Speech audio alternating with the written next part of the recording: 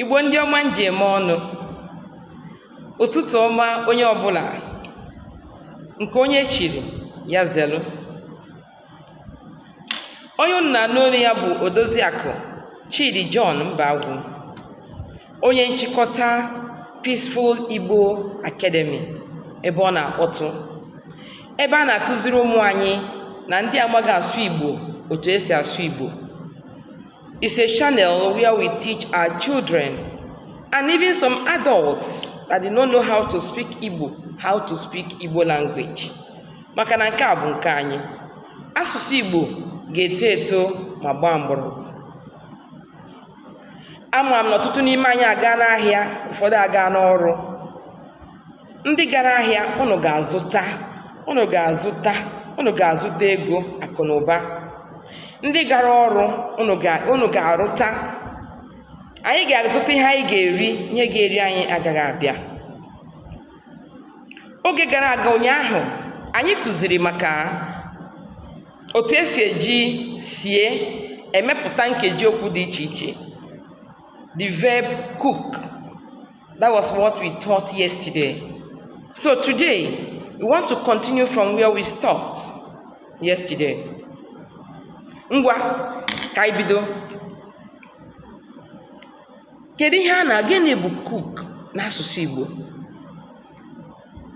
Cook, what is cook? Cook bụ sie, cook. Ụnyaahụ akụziri m ụfọdụ ihe dị iche iche, ụfọdụ nkeji okwu dị iche iche, dịka sie nri, cook food, sie ofe, cook soup, sie ji, cook yam, sie agwa, cook beans, sie osikapa, cook rice. Tata anyị ga-eji were gatụkwa n'ihu ka anyị mepụtazie ahịrịokwu dị iche iche. Nke mbụ, Ada na-esi nri. Ada na-esi nri. Ada is cooking. Ada na-esi nri. Ada is cooking. Ada ga-esi nri. Ada ga-esi nri. Ada will cook. Ada will cook. Ada ga-esi nri. Ada will cook. Ada siri nri. Ada cooked food. Ada cooked food. Onwe ihe na-amụta. Okay, let me go back to it again. Ada na-esi nri. Ada is cooking food. Ada is cooking food. Ada siri nri. Ada cooked food. Ada ga-esi nri.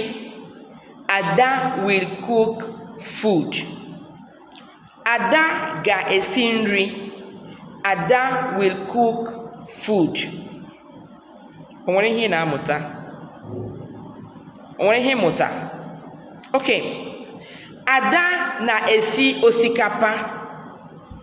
Ada na-esi osikapa. Ada is cooking rice. Ada na-esi ofe. Ada is cooking soup. Ada na-esi ofe. Ada is cooking soup. Ada na-esi ji. Ada na-esi ji. Ada is cooking yam. Ada is cooking yam. Onwe ihe na-amụta? Onwe ihe na-amụta? Okay, ka anyị gaa n'ihu. Ada ga-esi nri. Ada will cook. Ada ga-esi ofe. Ada will cook soup. Ada ga-esi ofe. Ada will cook soup. Ada ga-esi osikapa. Ada will cook rice. Na na-amụta ya. Oke nke ikpeazụ bụ Ada siri ofe. Ada cooked soup. Ada siri osikapa. Ada cooked rice. Ada siri osikapa. Ada cooked rice. Ada siri ji. Ada cooked yam. Ada siri ji. Ada cooked yam.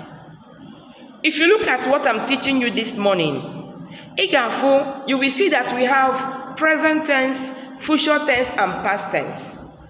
Ada na-esi means Ada is cooking. Ada ga-esi means Ada will cook. Ada siri means Ada cooked. Do you understand? So, ọrụ ụtụtụ echi anyị ga-ebidokwa ebe anyị kwụsịrị site n'ike nke Chukwu Okike Abịama. Ndewonu. Ọ ka bụkwa nwanne unu Odoziakụ Chidi John Mbagwu. If you have not registered in this class, Igbo class, please try to register. It will help all of us. And also those that have not subscribe, follow this channel. Maka na nke a bụ nke anyị. Asụsụ Igbo ga-eto eto ma gbaa mbọ. Ndewonu, ka emesịa.